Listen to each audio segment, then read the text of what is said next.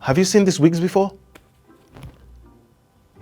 Why do African judges wear these white curly powdered wigs introduced during the colonial era today? The history of these wigs is actually very peculiar, and it has nothing to do with the judicial system. Let's talk about that.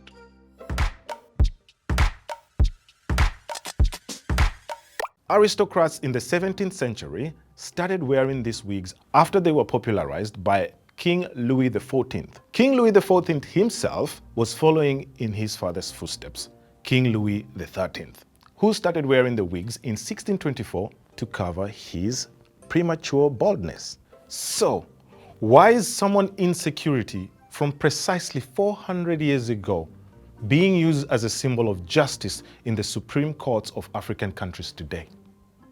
Many African countries, including Kenya, Nigeria, and Ghana, dropped their own traditional symbols of justice and adapted this wig that does not fit their hairstyles, their sense of fashion, or even the weather in that region.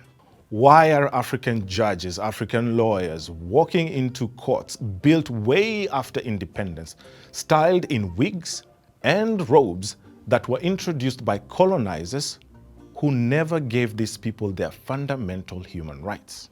According to some people, this represents continuity or professionalism, but lawyers and citizens alike are starting to question whether this is a symbol of justice or it's just a tradition from our dark history that has never been removed.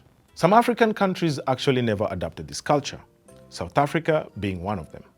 Malawi temporarily suspended the wigs due to the rising temperatures. You see, it does not fit that region. Zambia started phasing them out ages ago, and Ibrahim Traore of Burkina Faso banned them in 2025. The big question is not necessarily why do they still exist, but what message do they send to the public? To a young lawyer walking into a courtroom for the first time, to a small boy flipping through his civics textbook and seeing a justice system that is being styled by a culture brought by people who colonized their country. So, in African countries, with African laws, for African people, why the colonial wig? Make it make sense. No, really, make it make sense.